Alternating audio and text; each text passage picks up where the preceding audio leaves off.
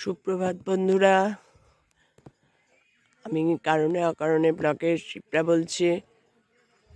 সিনারিটা দেখো, কি ভালো লাগছে না? আজকে আর মর্নিং ওয়াকে যাইনি।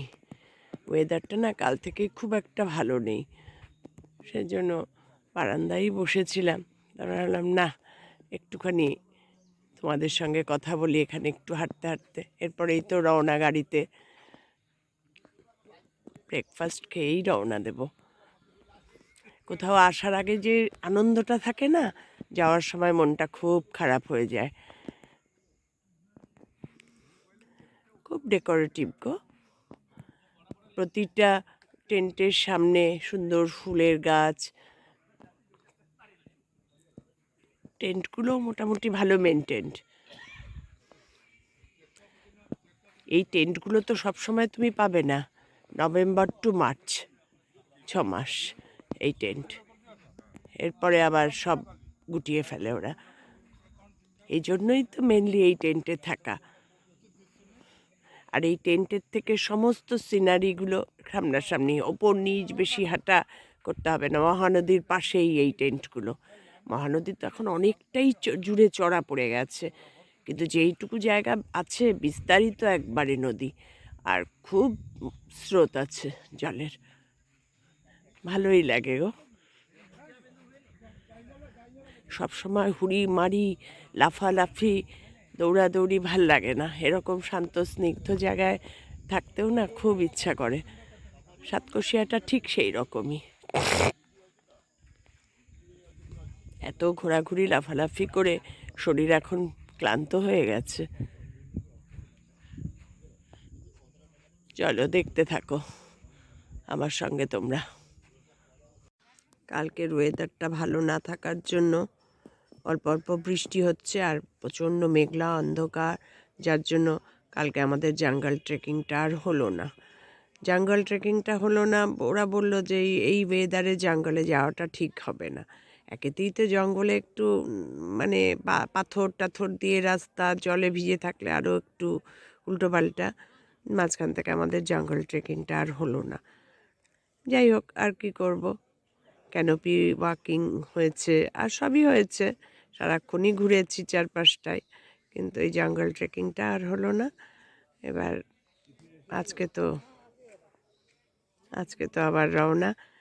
আর এখান থেকে বালাসোর যেতে 8 ঘন্টা লাগবে। আর সাতকোশিয়ার রাস্তাটাও তো খুব একটা ভালো না, কিছুটা রাস্তা মানে বড্ড আনমেনটেন্ড, যার জন্য একটু আরও টাইম বেশি লাগে।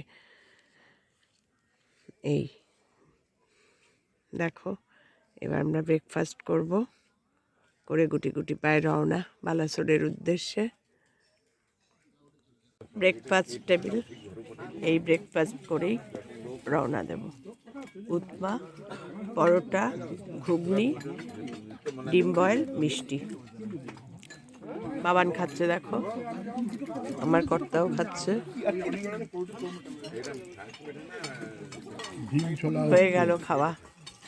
সেই সাতকোশিয়াটা আমরা এই সাতকোশিয়া থেকে স্টার্ট করলাম। রাস্তা দেখো কি সুন্দর, চারদিকে জঙ্গল জঙ্গল দিয়ে এখনো যাচ্ছে। সাতকোশিয়ার এই রাস্তাটা খুব একটা ভালো না, যার জন্য আমাদের টাইমটাও অনেকটা বেশি লাগবে।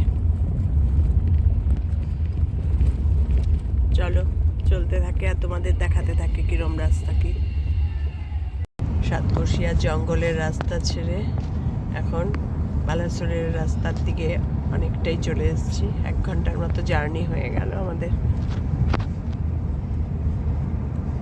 চলেছি রাস্তা, গুগল ম্যাপে দেখিয়েছিল 324 কিলোমিটার, প্রায় 8 ঘন্টা বলছিল।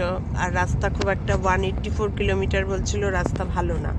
কিন্তু আমরা যখন স্টার্ট করলাম রাস্তা ভালোই, গুগল ম্যাপে ঠিক ডিরেকশন দেয়নি, রাস্তা ভালোই।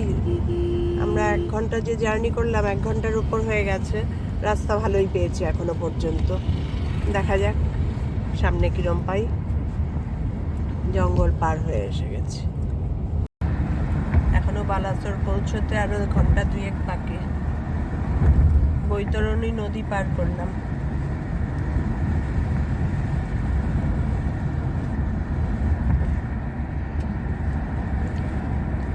গাড়িতেই টুকটাক খেয়ে দিয়ে নিলাম। পৌঁছতে 4:12 টাইম দেখাচ্ছে ম্যাপে।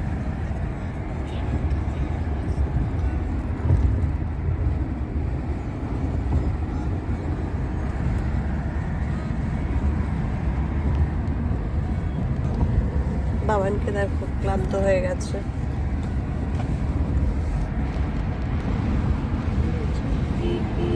বাবান ক্লান্ত জার্নি করতে করতে। চলো এই পিটি দেব। বালাসোরে হোটেল স্টারওয়েতে এসে থেকে বেশ ভাল লাগছে, একদম হাইওয়ের পাশেই। এখন রেস্ট নিচ্ছি, শরীরে এত ধকল গেছে। কালকে সারাটা দিন হই হই হই হই করে এসছি, কিন্তু কি বলতো বৃষ্টির জন্য জঙ্গল ট্রেকিংটা হলো না, এটাই একটা মনটা খারাপ রয়ে গেল।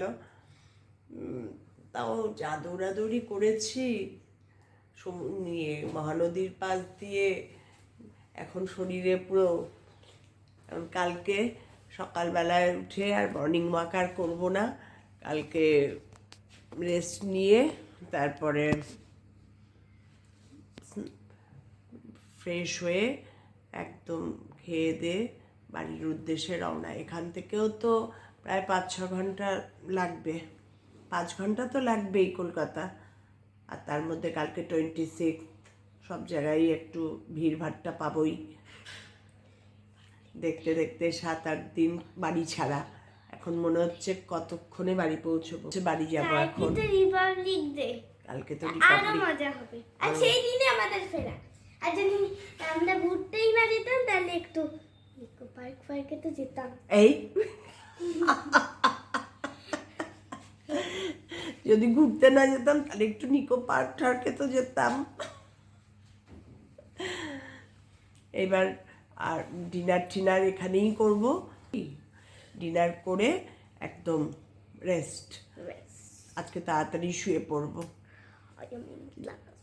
যাওয়ার সময় কিন্তু একটুও জার্নি লাগেনি, গাড়িতে গেছি, কিন্তু ফেরার সময় বুঝতে পারছি যে বাড়ি ছেড়ে এতদিন রয়েছি কোথাও। এই বালাসোর পৌঁছলাম আধ ঘন্টা আগে। পৌঁছে ফ্রেশ হয়ে রেস্ট নিয়ে এই পনির পাকোড়া চা নিয়ে বসবো। আর এখানে আমরা ট্রানজিট রেস্টের জন্যই হল্ট করলাম। ক্ষীরচোরা গোপীনাথ টেম্পল যাচ্ছি বালাসোরে। ক্ষীরচোরা গোপীনাথ টেম্পল, ওই হোটেলে একটু রেস্ট নিয়ে মেয়ে জামাই সব বায়না করলো চলো একটু এখানে ক্ষীরচোরা গোপীনাথ টেম্পল আছে কাছাকাছি দেখে আসি। আবার গাড়ি বের করে নিয়ে বেরোলাম। সুন্দর গো, বেশি দূর না, একদম হাইওয়ের পাশেই। খুব সুন্দর মন্দিরটা, দেখাচ্ছি দেখো।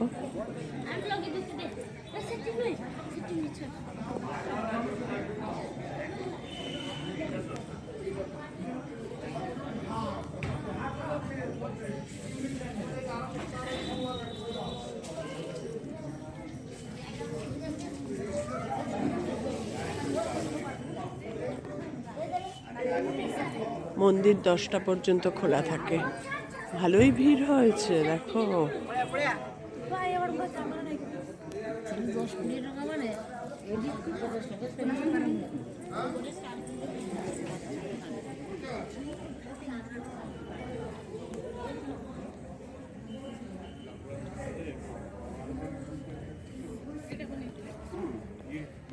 সব জায়গায় কিছু না কিছু দেখার জিনিস থাকেই,